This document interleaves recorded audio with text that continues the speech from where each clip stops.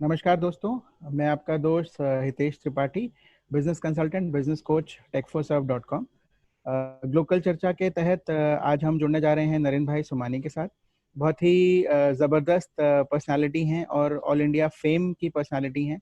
नरेंद्र भाई फाउंडर हैं और CMD हैं TGB ग्रुप के। इसके अलावा प्रेसिडेंट हैं होटल एंड केटरिंग एसोसिएशन के। और बहुत ही बेसिक लेवल से इन्होंने बिजनेस की शुरुआत करी थी और इनकी सक्सेस जर्नी बहुत ही जोरदार रही है और हम इनके बहुत बड़े फैन हैं। तो स्वागत है आपका sir, welcome to the show. Sir, जैसा कि हम आपके साथ इतने समय से जुड़े हैं और हम आपकी सक्सेस जर्नी को जानते हैं, हम चाहते हैं कि आप वो जो जर्नी है वो हमारे उन दर्शकों के साथ भी शेयर करें जो शायद आपके बारे में कम जानते हैं। तो चाय की दुकान से और TGB का सफर, ये आपने कैसे तय किया, ये हमारे दर्शकों को थोड़ा सा बताएं सर।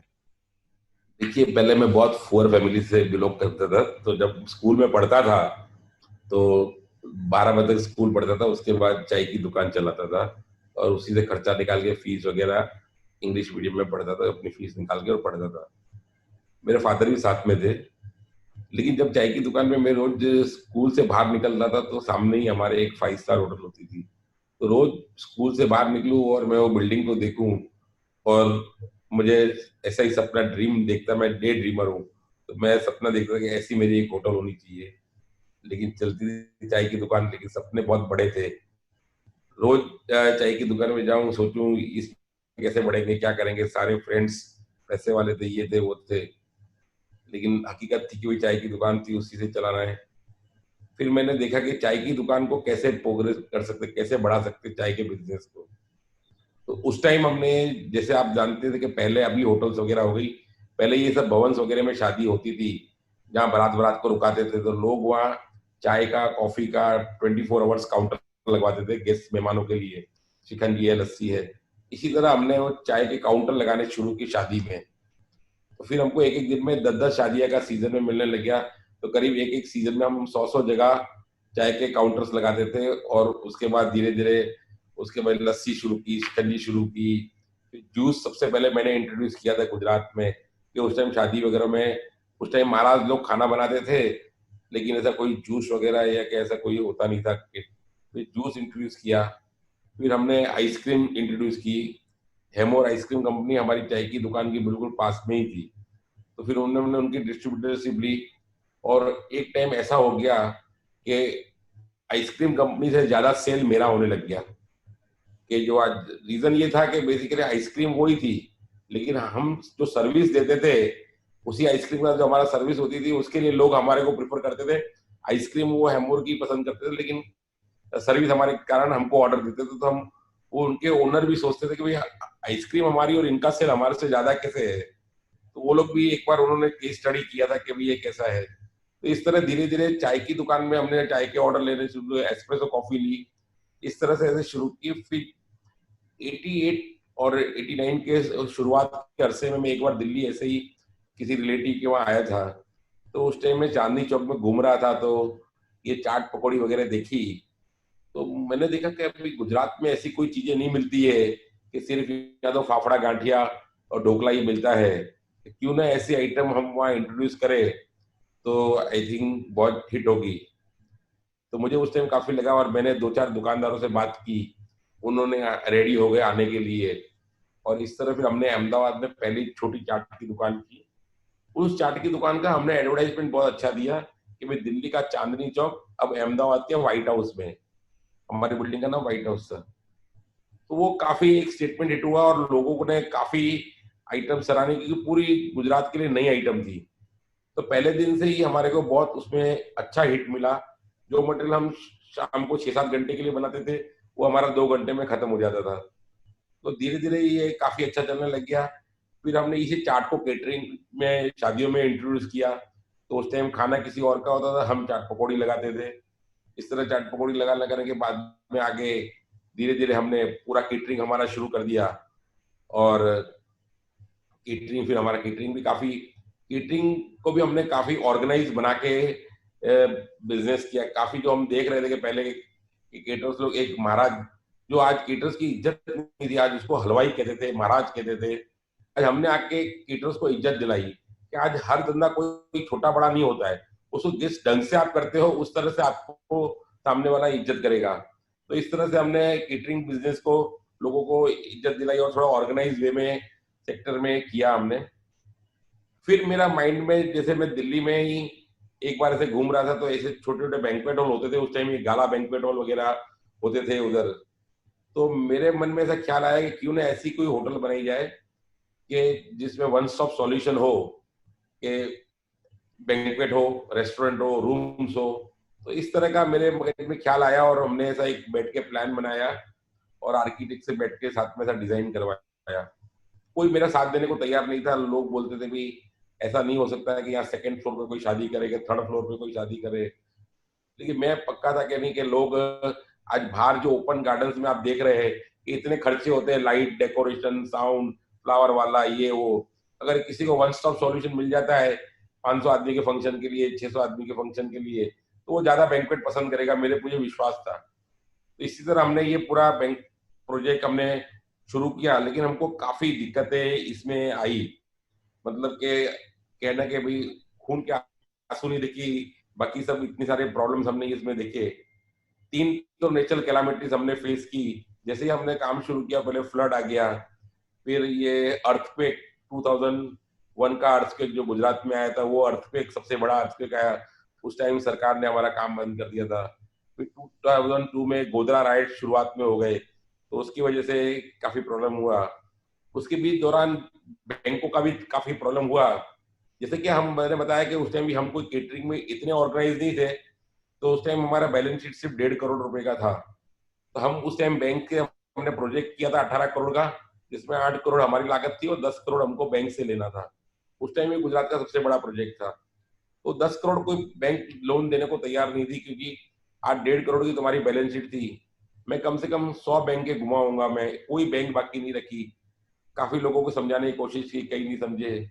लास्ट में मैं, एक सेंट्रल बैंक ऑफ इंडिया थी, उनका जोनल मैनेजर था, उसको समझाने में सफल रहा। तो उन्होंने भी बोला कि देखो भैया, यहाँ हमारी लिमिट 5 करोड़ की है, मैं आपको 490 पास कर देता हूँ, और इस बेस पे आपको दूसरी बैंक भी कर देगी आपको।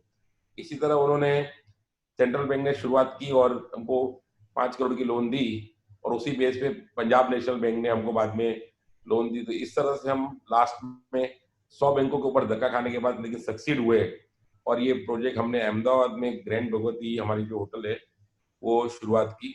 ये हमारे लिए एक बहुत बड़ा चेंज था। इस प्रोजेक्ट में भी हमारा इनॉग्रेशन के टाइम भी हमने थोड़ा सिंपल इनविटेशन दिया था। तो मेरे सारे फ्रेंड्स ने जब जिनको कार्ड देने गया, तो बोले कि भाई इतना बड़ा प्रोजेक्ट तुमने बनाया इतना प्रॉब्लम्स के बाद, और इतना सिंपल ओपनिंग कर रहे हो। तो मैं बोला क्या करना चाहिए, तो बोले किसी पॉलिटिशियन को बुलाओ।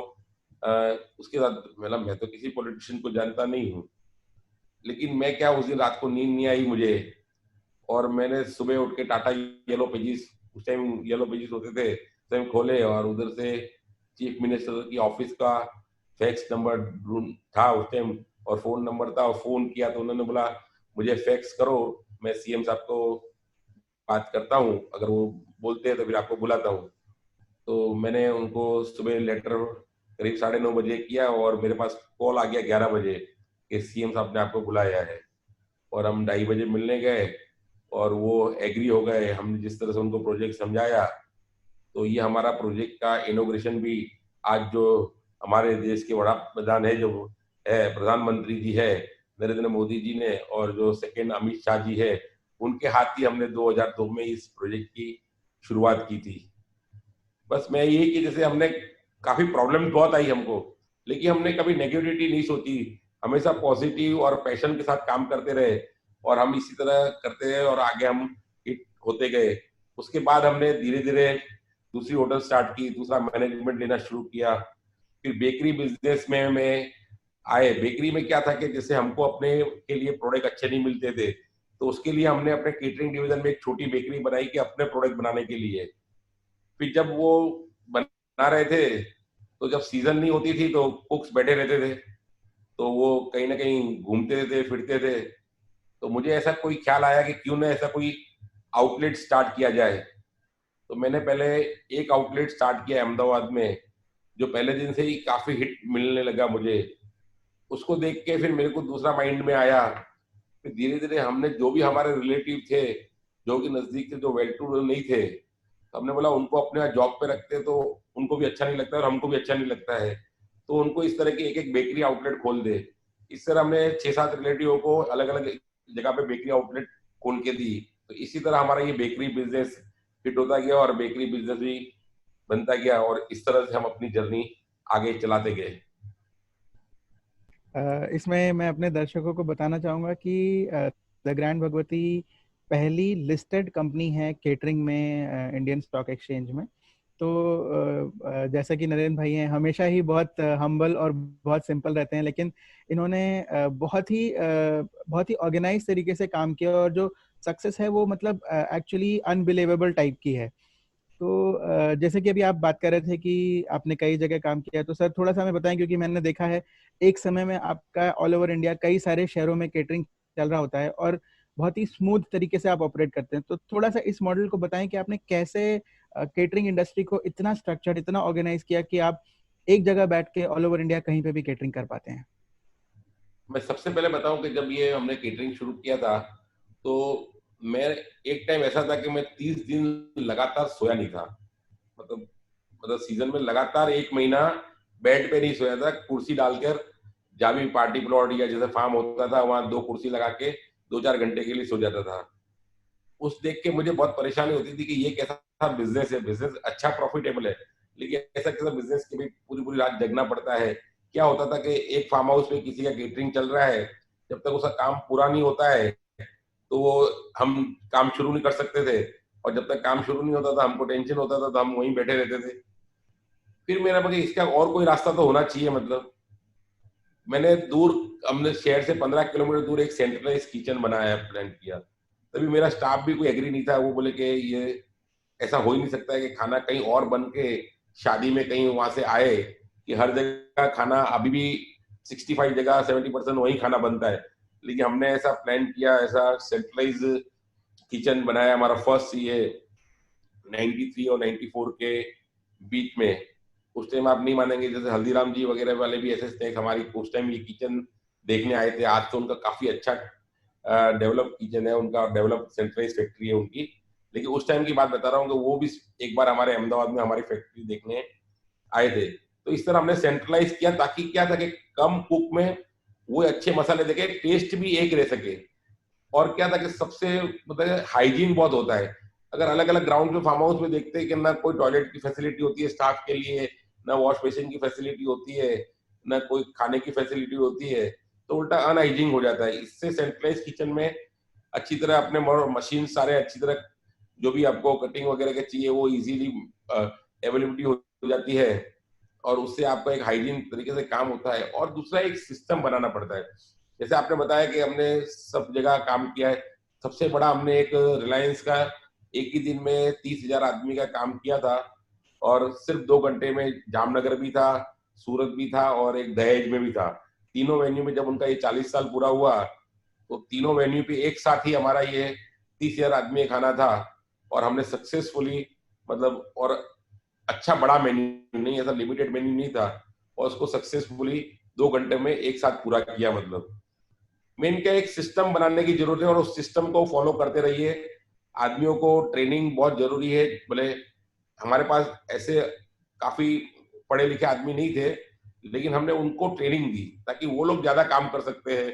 हमने देखा तो केटरिंग उद्योग में देखा, तो वो लोग से काम कराना किया, और एक सिस्टम बनाया, मतलब हर एक चीज के उसके जरिए हम ये काम कर सकते हैं, हर जगह ऑल ओवर इंडिया भी काम कर सकते हैं। सर जैसे अभी आपने बताया कि बेकरी बिजनेस आपने किस तरीके से शुरुआत करी, लेकिन आज की डेट में आपका बेकरी मॉडल मेरे ख्याल अहमदाबाद का सबसे सक्सेसफुल मॉडल है, और सबसे ज़्यादा नंबर ऑफ आउटलेट्स आपके पास हैं। तो हमारे दर्शकों को थोड़ा सा बताएं कि आपका बेकरी मॉडल कैसा है, और अगर कोई आपके साथ फ्रेंचाइज में जुड़ना चाहता है तो वो किस तरीके से आपसे जुड़ सकता है, क्या प्रोसेस फॉलो करे ताकि वो आप पार्टनरशिप कर सके। क्योंकि मैंने देखा है आप बहुत ही ज़्यादा प्रोत्साहन देते हैं लोगों को आगे बढ़ने में, और बहुत सपोर्ट करते हैं। तो ऐसे जो जो प्लेयर्स जो सोच रहे हैं कि हम बेकरी करना चाहें लेकिन शायद प्रोडक्शन ना कर पाने की वजह से या बिजनेस की नो हाउ ना होने की वजह से हिचक रहे हैं, वो मुझे लगता है कि आपसे जुड़ के बहुत लाभ उठा सकते हैं। तो थोड़ा सा इसमें गाइड करें। नहीं, हमने बहुत एक सिंपल प्रोसेस बनाई है ना, हम हमारा कोई बहुत बड़ा फ्रेंचाइजी में सिर्फ हम 1 लाख रुपीज डिपॉजिट लेते हैं, और 1 लाख रुपीज मतलब अनरिटर्नेबल डिपॉजिट लेते हैं, और उनको 12 से 15 लाख रुपए का खर्चा इन्वेस्टमेंट करना पड़ता है एक बेकरी आउटलेट खोलने के लिए। बाकी सारा मटेरियल, रॉ मटेरियल और मटेरियल सारा हम अपने फैक्ट्री आउटलेट से दिन में 2 बार डिस्ट्रीब्यूट करते हैं, और जैसे जैसे टाइमिंग के हिसाब से, और उनका सॉफ्टवेयर भी हमारे साथ में लिंक होता है, ताकि हमको वो सॉफ्ट वाले के लिए मालूम पड़ता है कि क्या रॉ मटेरियल, क्या मटेरियल पड़ा है उसका आउटलेट पे और कैसे आउटलेट पर है, और उनको पूरा ट्रेनिंग देते हुए क्या प्रोजेक्ट प्रोडक्ट चलते हैं, क्या प्रोडक्ट नहीं चलते हैं। उस प्रकार का पूरा एक ऐसा मॉड्यूल बनाया है कि बहुत सिंपल मॉड्यूल है, ताकि और हमारे लिए भी अच्छा है कि हमारे लिए भी एक 0% रिस्क रह जाता है कि सारा हमारे सिर्फ, और हमको सिर्फ ध्यान फैक्ट्री लेवल पे देना पड़ता है। फ्रेंचाइजी लेवल पे ध्यान मतलब आज फ्रेंचाइजी खुद ध्यान दे देता है, और उसके लिए खाली हमने सुपरविजन के लिए हमारे आदमी रखे हैं कि जो हमारे स्टैंडर्ड्स और उसके हिसाब से वो लोग काम कर रहे हैं कि नहीं कर रहे हैं। तो बहुत ही सिंपल मॉडल बनाया है हमने। तो सर, आपकी वेबसाइट पे या कोई ऐसा ईमेल पोर्टल है जिसमें जो लोग चाहें आपसे फ्रेंचाइज लेना वो जुड़ हाँ सकते हाँ, हैं? नहीं नहीं, हाँ जोड़ सकते हैं। अभी हम दूसरे 2-3 और मॉडल से भी आ रहे हैं। अभी वो भी आज जैसे हमने, आज जैसे ये अभी लॉकडाउन आपने देखा, तो उसमें भी हमने काफी सीख ली, और हमने देखा जैसे बेरोजगारी अभी आप देखोगे कि बढ़ेगी बेरोजगारी, और अच्छे अच्छे स्किल्ड आदमी भी बेरोजगार हो जाएंगे। तो उसको ध्यान में लेते हुए हमने अभी एक फ्रोजन आइटम्स हमने काफी बनाई है, हमारे एक अलग ब्रांड के नाम से, इंडी बाइट्स के नाम से, और अभी हम मार्केट में आ रहे हैं, जिसमें एक समोसा समझो एग्जाम्पल ले लीजिए, तो आज वो हम उनको करीब 9 से 10 रुपए में, 10 रुपए के करीब उनको हम देंगे, और वो समोसा वो फ्राई करके 15 रुपए से जहां तक वो बेचना चाहे बेच सकता है। ताकि एक अनपढ़ आदमी को उसको कुछ करना नहीं है, एक हम एक कार्ट बना रहे हैं जिसके अंदर एक डीप फ्रीजर है और एक ओवन है, एक फ्रायर है, ताकि कोई सिंपल आदमी भी, पढ़ा लिखा आदमी भी उसको फ्राई करके दे सकता है, और शाम पड़ते 1000-1500 रुपया घर जाके ले जा सकता है, और कम से कम सिर्फ इन्वेस्टमेंट में। तो इस तरह की योजना भी हम अभी शुरू करने जा रहे हैं अभी। सर, जैसा कि हम सब देख रहे हैं कि कोरोना एक वैश्विक महामारी से हम सब जूझ रहे हैं, और आई थिंक कोई भी ऐसा नहीं है जो इससे अनअफेक्टेड रहा हो। लेकिन इस ड्यूरेशन में भी आप एक बहुत ही ज़बरदस्त पॉजिटिविटी के साथ आपने काम किया है, और आपको मैंने कभी भी आपके चेहरे पे शिकन या कोई भी वो महसूस नहीं करी। तो इसका क्या रीज़न है? आप ये कैसे अपने आप को इतना पॉजिटिवली मोटिवेट रख पाते हैं? मैंने क्या, पहले बचपन से ही मैंने, जब भी मेरे से नेगेटिविटी हुई है ना, कोई भी जैसे नेगेटिविटी हुई है, तो मैं उसको डीप में पहले मन में लगाता था। फिर बाद में जब मैंने उसको स्टडी किया, तो वो नेगेटिविटी की वजह से बाद में मेरे को बहुत पॉजिटिविटी आई, मतलब जो भी नेगेटिव हुए वो आगे जाके मेरे लिए पॉजिटिव पॉइंट में टर्न हुए। ऐसे मेरे काफी एग्जांपल्स मेरी लाइफ में बने हैं। तो उसके बाद अभी मैं, जैसे मेरा एक 2000 में बहुत बड़ा एक्सीडेंट भी हुआ था कि जिसमें 2 स्टाफ भी मर गए, लेकिन उसके बाद भी मैं ऐसा नहीं किया कि आज कार में मैं रात को ही सफर करता हूँ, कि मेरे अंदर पॉजिटिविटी आ गई कि ऐसा कोई, ऐसा नहीं है कि गलती सामने वाले के हिसाब से भी कुछ हो सकता है, लेकिन क्या है कि माइंड में एक पॉजिटिविटी भी, चलो जो होगा होने वाला होगा वो होगा। कभी नेगेटिविटी माइंड में लाया ही नहीं। अभी भी कोरोना में मैं बताऊं, आज एक भी दिन हम घर पे नहीं बैठे। लॉकडाउन में हमने पहले दिन ही जैसे ये शुरू हुआ, तो हमने, हमारे केटरिंग बिजनेस था, हमारे पास स्टाफ था, तो जो भी यहाँ नीडी लोग थे, तो एएमसी के साथ मिलके, अहमदाबाद म्यूनसिपल कॉर्पोरेशन के साथ मिलके, हमने पहले दिन से ही सारे केटर से मिलने के 10,000 पैकेट स्टार्टिंग से ही बनाने शुरू कर दिए। तो हम पहले से ही वर्कहोलिक है, और मतलब पॉजिटिव के, ठीक है, टाइम आता है सबका। मैंने जैसे बताया कि मैंने होटल बनाने में भी काफी इतने सारे प्रॉब्लम सॉल्व किए, लेकिन आखिर देखो सक्सेस होने के बाद मुझे उसकी पॉजिटिविटी देखी। ऐसे दूसरे भी टाइम पे भी मेरे जितनी बार भी नेगेटिविटी हुई है, लेकिन आखिर में वो पॉजिटिविटी में टर्न हुई है। तो अभी भी मैं मानता हूं कि जो आज ये कोरोना वायरस हुआ और इतना टाइम बिजनेस इफेक्ट हो रहा है, लेकिन ये आगे फ्यूचर के लिए काफी अच्छी अपॉर्चुनिटी लाएगा। ये मैं देख रहा हूँ कि हमने भी देखा कि इस चीज ने काफी दुनिया को चेंज किया है, और काफी लोग भी चेंज हुए हैं। लोगों में अंडरस्टैंडिंग, आज छोटे छोटे आदमी को भी मालूम पड़ा है। आज वो भी जैसे मास्क पहनने का भूलता नहीं। आज रास्ते में बेगर हो कि कोई भी एक लेबर आदमी हो। तो इस तरह की जो चीजें अवेयरनेस आई है, ये अवेयरनेस आना बहुत जरूरी है। तो ऐसी अवेयरनेस मार्केट में आने से आगे आदमी काफी मोटिवेट होके आगे अलग ढंग से काम करेगा। तो मैं मानता हूँ ये महामारी भी आगे इंडिया के लिए एक बहुत अच्छा आएगा अपॉर्चुनिटी कि इंडिया के लिए भले ये 2020 जरूर खराब जाएगा, लेकिन 2021 के बाद वापस बाउंस बैक आएगा और इंडिया वापस अगले रफ्तार से साथ आगे बढ़ेगी। सर, होटल और केटरिंग इंडस्ट्री इस वक्त काफ़ी ज़्यादा इम्पैक्टेड है, तो इसके लिए आप क्या फ्यूचर आप कैसे देखते हैं, और इन लोगों जो इंडस्ट्री में जो लोग हैं उनके लिए आप क्या संदेश देना चाहेंगे? जैसे मैंने बताया ये 2020 तो अच्छा नहीं है हर एक इंडस्ट्री के लिए। हमारे केटरिंग इंडस्ट्री तो समझो 2020 तक बिल्कुल नहीं है। लेकिन जो हम अभी देख रहे हैं कि अभी जो भी कस्टमर है आज शायद कैंसिल नहीं कर रहे हैं, वो आगे पोस्टपोन कर रहे हैं। तो जितना बिजनेस अभी आपका लेट डाउन हो रहा है वो आगे जाके डबल होगा मतलब। तो बिजनेस मेरे हिसाब से कहीं जाने वाला नहीं है, कस्टमर कहीं जाने वाला नहीं है। पैसा जो मार्केट का मार्केट में ही है। सिर्फ अभी थोड़ा टाइम, जैसा अभी ये लॉसेस काफी जो टाइम है जो अभी क्या उसको किस तरह सस्टेन किया जाए। तो उसमें जैसे मैं बताऊं कि जैसे सरकार ने थोड़ी योजना दी है कि अगर आप एमएससी में नहीं है तो एमएससी में रजिस्टर करके बैंक वगैरह से थोड़ा लोन लेके फिलहाल अपना काम चलाइए। और ये 2021 में तो फिर से बाउंस बैक होगा ही। तो जो भी आपका जो इंटरेस्ट और जो भी खर्चा लगेगा, आई थिंक आप 2021 में वापस उस लौटा सकेंगे बैंक को इजीली। यही अभी एक रास्ता है जो मैं हमने देख रहे हैं। हमने सब जितने भी होटलियर है उनको यही सलाह दी है कि आप एमएससी में रजिस्टर हो जाइए और बैंक से लोन और दे रही है बैंक। हमने देखा, हमने ट्राई किया काफी। तो जो सरकार ने वायदे किए वो पूरे तो कर रही है इस वक्त। सर, इस वक्त जहाँ तक कि मैं देख पा रहा हूँ और मैं समझ पा रहा हूँ, लोगों का रुझान फूड इंडस्ट्री की तरफ बहुत ज़्यादा बढ़ रहा है। मतलब जो दूसरे बिजनेस में लोग थे वो भी फूड इंडस्ट्री की तरफ देख रहे हैं, क्योंकि ये समझ में आया कि फूड, फार्मा और आईटी, ये तीन इंडस्ट्री चाहे कितनी भी प्रॉब्लम हो, ये तीनों चलेंगी ही चलेंगी। तो जो लोग नए आना चाहते हैं आपके इतने लंबे एक्सपीरियंस के साथ, आप उनको क्या संदेश देना चाहेंगे कि फूड इंडस्ट्री में आने के लिए वो क्या सावधानियां बरतें? क्योंकि फूड इंडस्ट्री बाहर से बहुत आसान दिखती है, बट एक्चुअली आसान नहीं है, और यहाँ यहाँ सरवाइव करना, यहाँ काम करना उतना आसान नहीं है। तो आप उनको क्या मैसेज देना चाहेंगे? नहीं, मैं ये कहना चाहूंगा ये बहुत ग्लैमरस लाइन है। बाहर से आपको बहुत ग्लैमरस दिखती है, ऐसा लगता है कि इसमें से प्रॉफिट ही प्रॉफिट है, लेकिन ऐसा नहीं है। इसके साथ बहुत सावधानी से काम करने की जरूरत है। मैं कहूंगा शुरुआत पहले जैसे बताया ना कि फ्रेंचाइजी लेके और इस तरह के कोई डिस्ट्रीब्यूटर बन के उसमें नॉलेज क्रिएट कीजिए। और जब तक उसमें आप हो जाते हैं फाइनल, आपको लगता है कि नहीं हम सक्सीड हो जाते हैं, फिर भले आप कोई भी मैन्युफैक्चरिंग में या उसमें आ सकते हैं, तो उससे कोई दिक्कत नहीं है।